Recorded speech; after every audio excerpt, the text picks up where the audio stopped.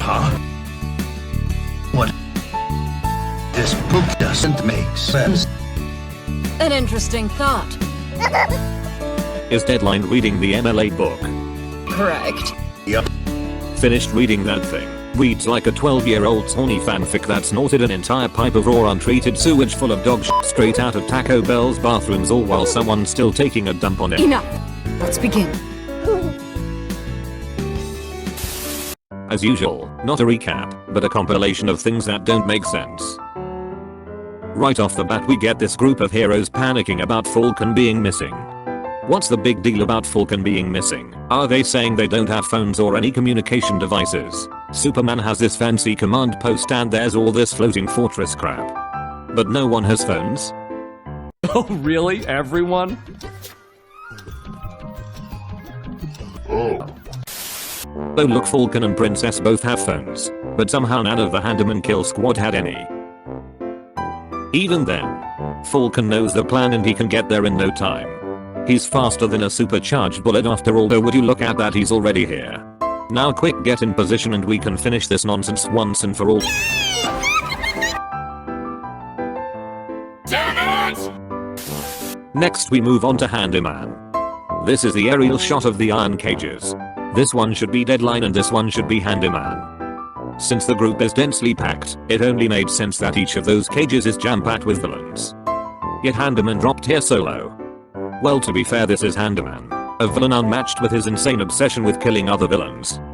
If 99% of his kill count are other villains, then what the f do you think happened inside his cage? Oh, lots of sheep! I got this one.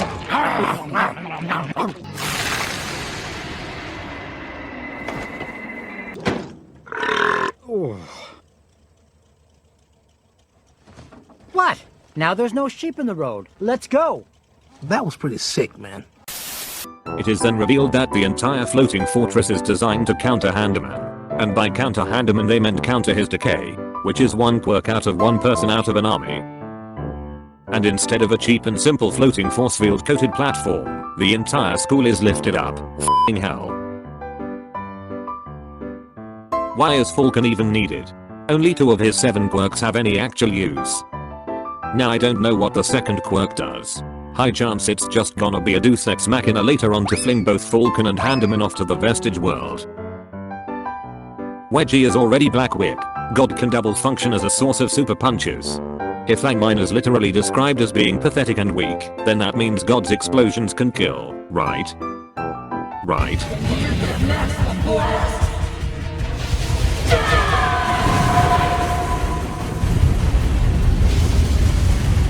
Whoa, nice one, Bakugo! Plus Falcon's extreme super punches will probably just launch Handyman off the electric barrier and off the planet.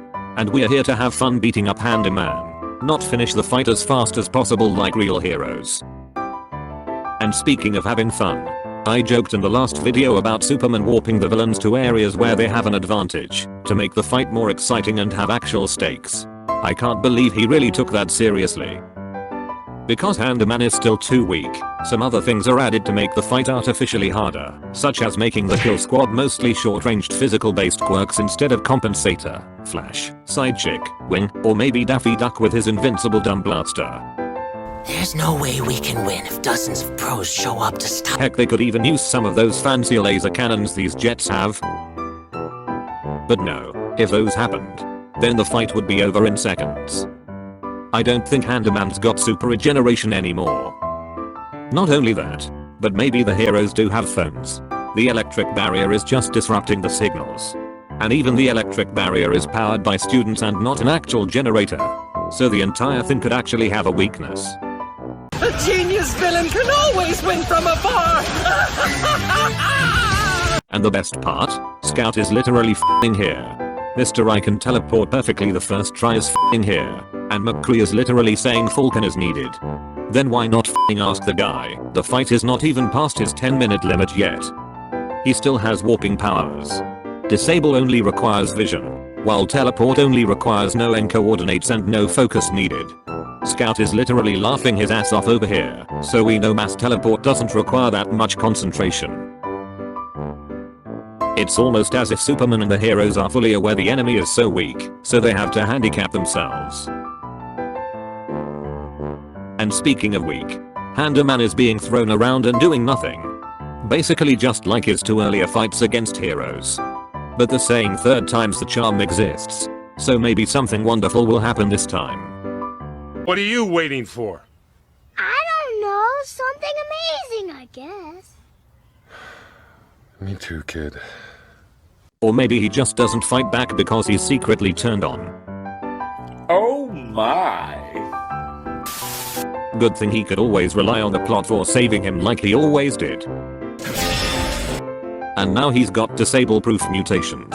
And speaking of disable-proof mutations, he also got the amazing ability to launch a huge hand-based attack towards Bunny Gal and completely miss everything important. Ah, you mother.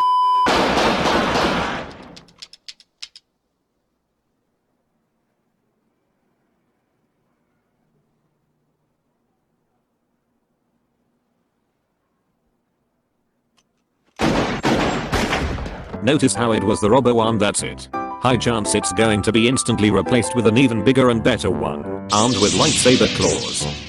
Because unlike villains and their stupid ugly gear, heroes actually know how to build stuff. Also Manga, who's easily the best character in the show. I will now ignore the flaws of this chapter and give this an 11 out of 10.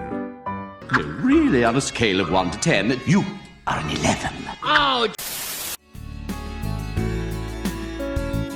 What the f is this bullshit? The MLA plans to start a civil war weaponizing their quirks to push for free quirk usage. That was right. Whoa, the entire thing is doomed to fail from the start. Hey Miss Mindlayer, are you just in for the money? Of course. Wise choice. But one question. Why are people even buying this badly written harem fanfiction? Some people are so f***ed up.